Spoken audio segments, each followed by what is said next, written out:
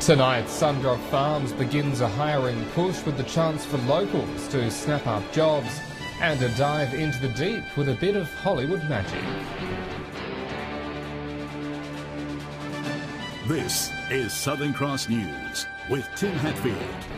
Good evening, but first tonight the Federal Treasury Secretary says he doesn't foresee a good outcome for Whyalla once the future of Arrium has been resolved.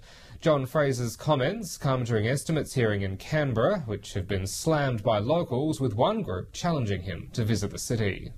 Arrium's sale is expected to be finalised in the next few weeks, with hopes the sales will shore up the company and the city's future. But Treasury Secretary John Fraser isn't so sure, telling a federal parliamentary inquiry Whyalla may not see a better future. There will be an outcome which will be better than I think that people think, but it's still hard to see a good outcome, and it's difficult to see in the short term it's going to be bigger than it was before. The remarks have left Whyalla's local federal member upset. I did see those comments and I've read the story, and I am a bit disappointed, I'd have to say. But he's downplayed the significance of Mr Fraser's remarks, saying all indicators point to exciting times with a new owner. I know how negotiations are going, and I'm still enthusiastic about them. The local Chamber of Commerce doesn't see it that way, blasting the Secretary. In a statement, they've invited him to get out of his Canberra office and visit the city for some first-hand knowledge.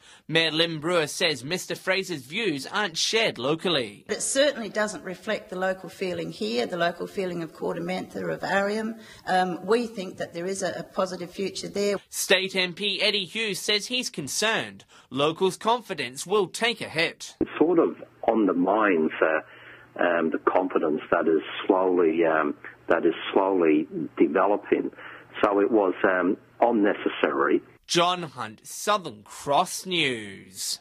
With unemployment rates on the rise in the state, Sundrop Farms in Port Augusta is holding information sessions on working for the company, and they're set to hire locally. Starting from tomorrow, the sessions are in partnership with the local TAFE and Redevelopment South Australia. Not an average farm and not average information sessions. After opening in 2014 as a commercial greenhouse tomato grower, Sundrop is set to hire again after recent figures showing a jobs drought in the state. What we're actually doing, we're trying to bring in the local community, I suppose you would say. So I suppose potentially we have a lot of backpackers on site at the moment, and we'd like to change that and bring in the locals. I think it's good for the community. So that's what we're chasing at the moment. Mr Spratley says the company will hold information sessions in Port Augusta with a view to employ numbers of local staff. I suppose a bit of my background, I've been here 12 weeks now, and I have a big drive within the business to bring local community back in. The company has partnered with Regional Development and TAFE SA, who says their information sessions could be a pathway for those seeking work in Port Augusta. To operate at any given time, the facility requires basically 175 team members throughout the operation and through the year. So we're hoping to fulfil most of those positions with local staff. Sundrop is hoping that the information sessions set to be held here at Central Oval will result in some fresh, capable faces, and they're urging those who think they have what it takes to apply. They're hoping that this time, by employing local instead of elsewhere, will result in the work staying here. Amelia Simpson, Southern Cross News. Sharp Airlines will depart from Port Augusta Airport one last time tomorrow night after the cancellation of the service. The last Sharp plane will fly out from Port Augusta at 5:15 to arrive in Adelaide at 6, leaving those who wish to fly to Adelaide having to drive to Whyalla instead. Port Augusta's Mayor Sam Johnson has already hinted he's been in talks with other airlines to replace Sharp's service. The company says it will now focus on being a provider for the fly-in, fly-out sector, mining industries and charter services. Residents living outside of Port Lincoln could soon be able to complete Service SA registrations online. New legislation will be debated in State Parliament this week. The member for Flinders confident the bill will be ushered through. Imagine driving hundreds of kilometres just to renew your registration. Well, that's exactly the pain some farmers on the West Coast go through every year. But this could all be about to change. A bill next week will be debated in State Parliament for these mundane tasks to be accepted online. course, in country areas, and Eyre Peninsula is a good example of that, we're sometimes hundreds of kilometres from the nearest Services SA branch. So this should streamline the process and make it a whole lot easier for country people, not just on Eyre Peninsula, but right across South Australia. Outdated procedures pushed the member for Flinders to lobby for changes, one he feels are well overdue. The reality is it's 2017, it's the 21st century, and to me it seemed an obvious step for the government to take. The changes will see an extra 500,000 transactions made every year online, and it all rests on next week's parliamentary session. Something we've lobbied hard for a long time, and finally we've managed to get a breakthrough.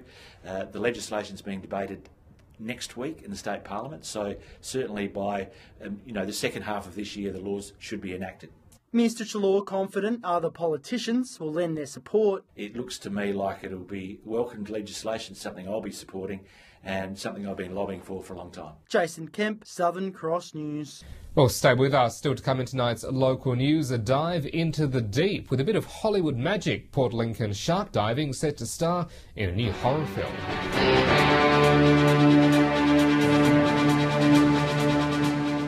Welcome back. A group of Whyalla Steel delegates visited Canberra recently to push the case of the Whyalla Steelworks. They met with a number of politicians, including the opposition leader Bill Shorten, the Industry Minister Arthur Sinodinos and South Australian Senator Nick Xenophon.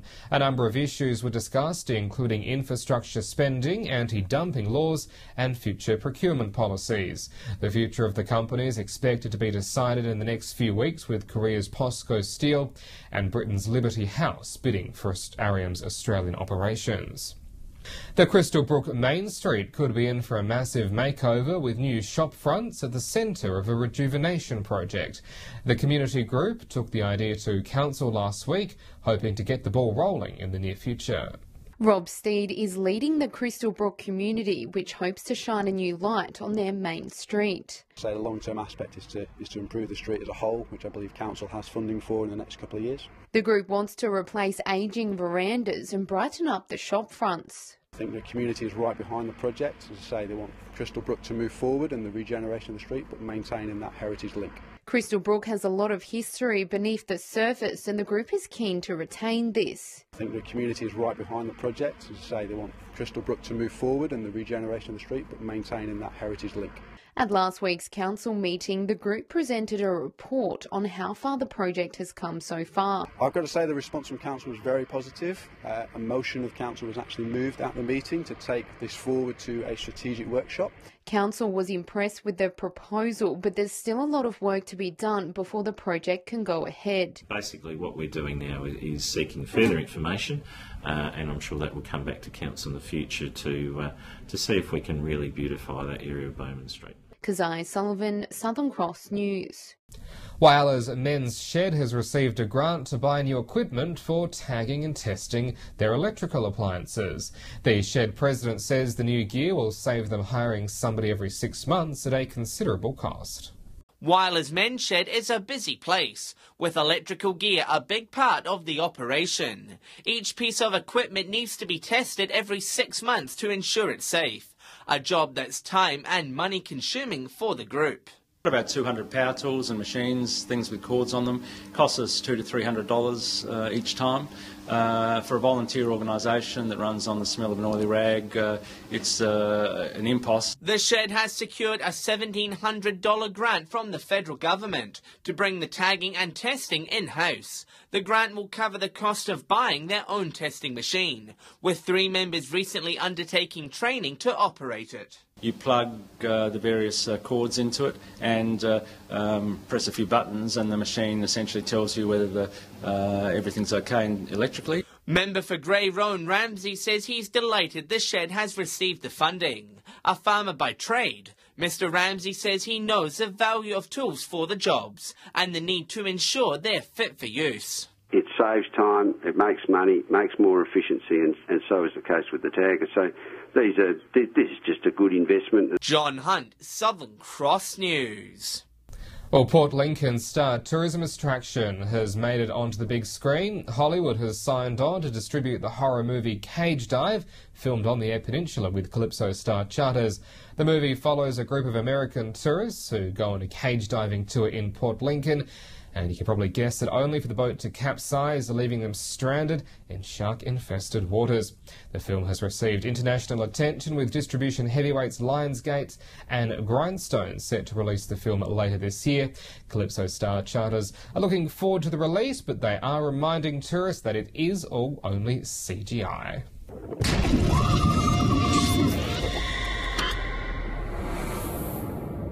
Hopefully it doesn't have the same effect that Jaws had when it came out. Well, stay with us when we return after the break. The country's fastest growing franchise set to open up in Port Lincoln. The details ahead.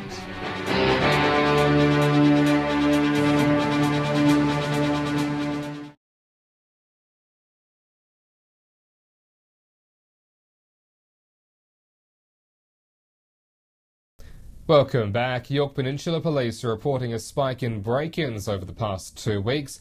Businesses across Wallaroo, Kadina and Ardrossan have been targeted, and police want help from the public to identify potential suspects. Here's Keziah with this week's Police Talk. Police are on the hunt for a number of suspects wanted for breaking into businesses. Well, at this stage they're targeting cash, but we have had one safe targeted in one of the premises, and also they're cutting power supply to the business premises on some occasions. These images have been captured, and police are looking to identify those involved. At this stage, we don't have any suspects. We do have some vision of the offenders involved in these, and so we're asking the public to help us to identify the suspects involved. The break-ins occurred in local cafes, clubs and sporting facilities. Residents are being reminded to report any unusual behaviour. If they notice any suspicious behaviour in the hours of darkness, to ring 131 444 if they require police attendance, or in the case of an emergency to ring 000. A common factor throughout the robberies is businesses not having enough security. Police are urging the owners to install CCTV and not to leave large amounts of cash on their properties. But these offences are occurring in the hours of darkness, after midnight and before 6 o'clock in the morning. So we also ask business premises to remove any cash and not leave any cash or valuable items on premises. Keziah Sullivan, Southern Cross News. Australia's fastest growing gym franchise, F45, will soon be catering to fitness enthusiasts on the Eyre Peninsula. The company has expanded with rapid success, with 480 gyms opening in the last 3 years, and it's receiving attention from elite athletes. It's fast, it's functional, and it's coming soon to Port Lincoln. It's something that this community can benefit from. I think they're looking for something new, so that's what we're going to bring. F45 has built a reputation as the fastest growing worldwide franchise, even surpassing McDonald's, with more locations opened in the last 12 months. But rather than dishing out hamburgers, this fitness mecca aims to work them off. High intensity, high volume, so in 45 minutes you're going to get as much work done as what you would probably do in about 2 hours at the gym. Unlike conventional gyms, Functional 45 offers high-burst group fitness regimes, catering from beginner level to the more advanced, even receiving praise from AFL players. Rather than just paying for a building that you can go into and train, you're paying for ongoing personal training services. Motivating you, they're getting you to lift heavier, they're getting you to go faster, but they still have that personal connection with you. This will be the 7th gym to open its doors in Port Lincoln, but partners Dane and Simone are confident locals will embrace the change. At the start was not sure about it because it was different, it was group, but I think that young people really love it. I love it. My husband loves it. Great community, great people. It's like a big family environment. F45 is expected to launch sometime in August. Jason Kemp, Southern Cross News. Well, turning to sports news now, and there were some solid games in soccer and netball around the region, with some high scores and some just missing out on wins. Amelia Simpson joins us now, and Amelia, some pretty close calls. Well, a lot of close calls this week, Tim. We've had a number of teams across soccer and netball showing they have just what it takes to be at the top of the ladder. And there's been quite a few big scores here on the courts, as well as some considerably big ones on the field. We even had a player from Port Lincoln score 3 goals for his team. The Seacole Masters versus South Coast on the weekend was the game with the biggest scores across the region. The Seacole Masters defeating South Coast by 1 goal, with key player Ben Cos scoring 3 goals for the winning team. Not as much of a close one. The Knights ended up with a 2-goal win over the Lincoln City Raiders.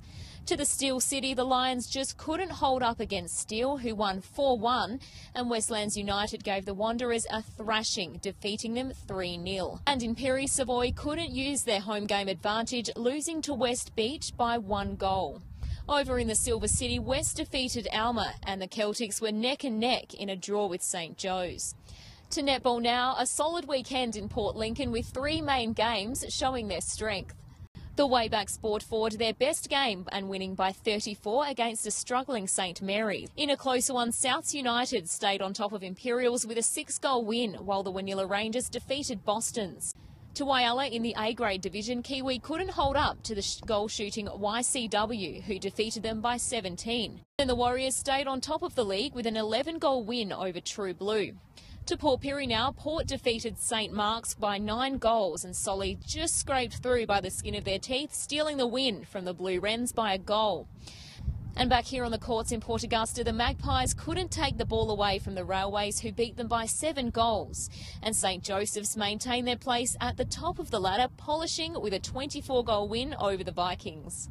So, Tim, great games all round this weekend. We saw some great weather here on the courts in Port Augusta, and I'm sure all of our teams are gearing up for another big one this weekend.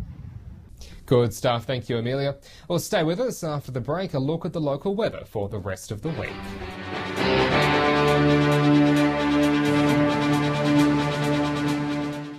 Well, winter is officially fast approaching, but the conditions suggest it's already here after the wet weather. We're in for some frosty mornings. There were more showers around today, though, with 17 the top in Port Augusta and in Whyalla, the same for Port Lincoln and Port Pirie. 17 also today's top in Broken Hill with some cloud. On the satellite, the wet conditions are moving off as a high pushes in from the Bight. Out on the Gulf waters, the winds to 15 knots into the east tomorrow, the seas to a metre in southerly, sunrise around 7:15. So clearing up to a fine day tomorrow after a pretty cool start. 17 again in Port Augusta and Whyalla. Port Pirie also on 17. Port Lincoln fine on 18. And a sunny but cool 14 degrees for Broken Hill. Some parts getting down to 0 early in the morning.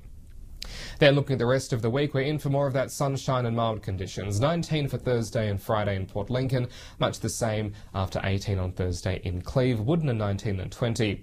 Whyalla 17, then 18 degrees to wrap up the week. Port Augusta staying fine as well, 18 degrees both days. Kadina expecting 17.